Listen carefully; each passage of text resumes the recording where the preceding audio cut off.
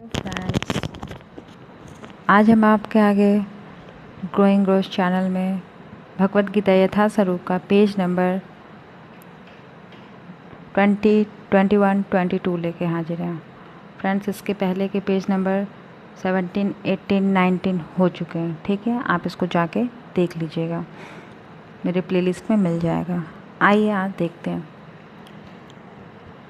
प्रशासन के लिए उत्तरदायी व्यक्ति को साधु प्रवृत्ति का होना चाहिए। समझ में आया फ्रेंड्स? प्रशासन के लिए उत्तरदायी व्यक्ति को साधु प्रकृति का होना चाहिए, किंतु उसे कायर नहीं होना चाहिए।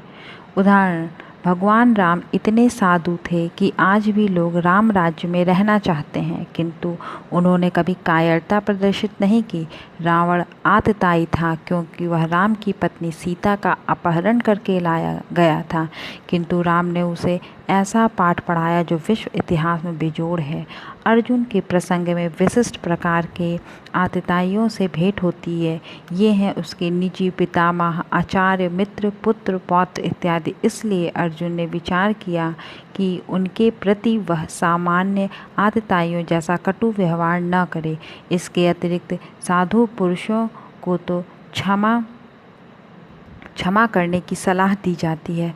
साधु पुरुषों के लिए ऐसे आदेश किसी राजनीति आपातकाल से अधिक महत्व रखते हैं। इसलिए अर्जुन ने विचार किया कि राजनीतिक कारणों से स्वजनों का वध करने की अपेक्षा धर्म तथा सदाचार की दृष्टि से उन्हें क्षमा कर देना श्रेयकर होगा। अतः क्षणिक शारीरिक सुख के लिए इस तरह वध करना लाभप्रद नहीं होगा। अनंता, जब सारा राज्य तथा उससे प्राप्त सुख स्थायी नहीं है, तो फिर अपने स्वजनों को मारकर वह अपने ही जीवन तथा शाश्वत मुक्ति को संकट में क्यों डाले? अर्जुन द्वारा कृष्ण को माधव अथवा लक्ष्मीपति के रूप में संबोधित करना भी सार्थक है। वह लक्ष्मीपति कृष्ण को यह बताना चाह रहा था कि वे उसे ऐसा काम करने के लिए प्रेरित न करें जिससे अनिष्ट हो, किंतु कृष्ण कभी भी किसी का अनिष्ट नहीं चाहते, भक्तों का तो कदापि नहीं। हे जनार्दन, यद्यपि लोभ से अभिभूत चित्त वाले ये लोग अपने परिवार को मारने या अपने मित्र से द्रोह करने में कोई दोष नहीं देखते, किंतु हम लोग जो परिवार के विनष्ट करने में अपराध देख सकते हैं, ऐसे पाप कर्मों में क्यों प्रवृत्त हों? तात्पर्य,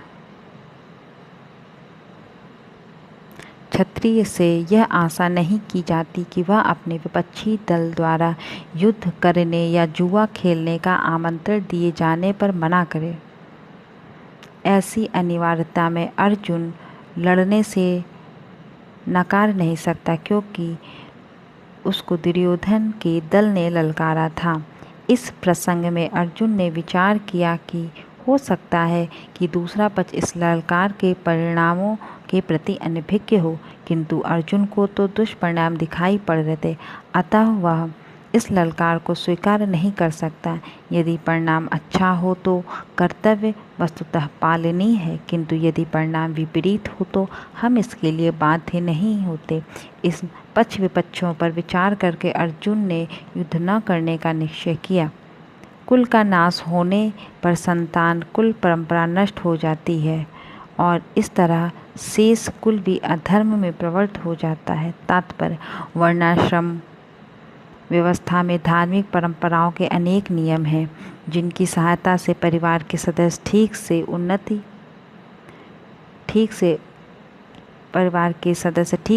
करके आध्यात्मिक मूल्यों की उपलब्धि कर सकते हैं। परिवार में जन्म से लेकर मृत्यु तक के सारे संस्कारों के लिए वयोवृद्ध लोग उत्तरदायी हैं, किंतु इन वयोवृद्धों की मृत्यु के पश्चात संस्कार संबंधी पारिवारिक परंपराएं रुक जाती हैं और परिवार के जो तरुण सदस्य बचे रहते हैं वे अर्धमरमय व्यसनों में प्रवृत्त होने से मुक्ति लाभ से वंचित रह सकते हैं।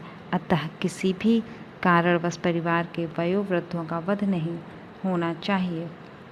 हे कृष्ण, जब कुल में अधर्म प्रमुख हो जाता तो कुल की स्त्रियां दूषित हो जाती और अस्तित्व के पतन से हे कृष्णवंशी अवांछित संतानें उत्पन्न होती हैं। जीवन में सुख शांति, सुख तथा आध्यात्मिक उन्नति का मुख्य सिद्धांत मानव समाज में अच्छी संतान का होना है। वर्णाश्रम धर्म के नियम इस प्रकार बनाए गए थे कि राज्य तथा जाति के आध्यात्मिक उन्नति के लिए समाज में अच्छी संतानें उत्पन्न हो। ऐसी संतान समाज में स्त्री के अस्तित्व और उसकी निष्ठा पर निर्भर करती। जिस प्रकार बालक सरलता से कुमार्गामी बन जाते हैं, उसी प्रकार स्त्रियां भी पतनोमुखी होती हैं। अतः बालकों तथा स्त्रियों दोनों को ही समाज में वयोवृद्ध का संरक्षण आवश्यक है। स्त्रियां विभिन्न धार्मिक प्रथाओं में संलग्न रहने पर व्यभिचारिणी नहीं होंगी। चाणक्य पंडित के अनुसार सामान्यतः स्त्रियां अधिक बुद्धिमान नहीं होती, अतः वे विश्वसनीय नहीं हैं।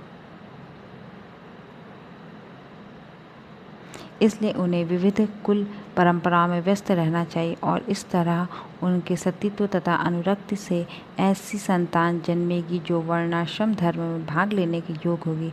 ऐसे वर्णाश्रम धर्म के विनाश से यह स्वाभाविक है कि स्त्रियां स्वतंत्रतापूर्वक पुरुषों से मिल सकेंगी और व्यभिचार को प्रश्रय मिलेगा, जिससे अवांछित संतानें उत्पन्न होंगी।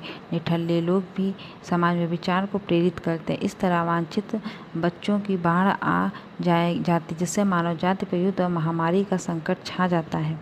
अवांछित संतानों की वृद्धि से निश्चय ही परिवार के लिए पारिवारिक परंपरा को विनष्ट करने वालों के लिए नारकीय जीवन उत्पन्न होता है। ऐसे पतित कुलों के पुरखे पितर लोग गिर जाते हैं, क्योंकि उन्हें जल तथा पिंड दान देने की क्रिया समाप्त हो जाती हैं। तात्पर्य, सकाम कर्म के विधि विधानों के अनुसार कुल के पितरों को समय समय पर जल तथा पिंड दान दिया जाना चाहिए।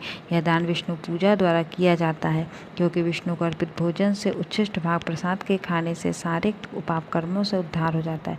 कभी कभी पितरगण विविध प्रकार के पाप कर्मों से ग्रस्त हो सकते हैं और कभी कभी उनमें से कुछ स्थूल शरीर प्राप्त न हो सकने के कारण उन्हें प्रेतों के रूप में सूक्ष्म शरीर धारण करने के लिए बाध्य होना पड़ता है।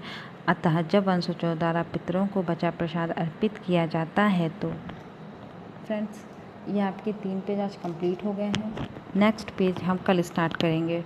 ठीक है। राधे कृष्ण।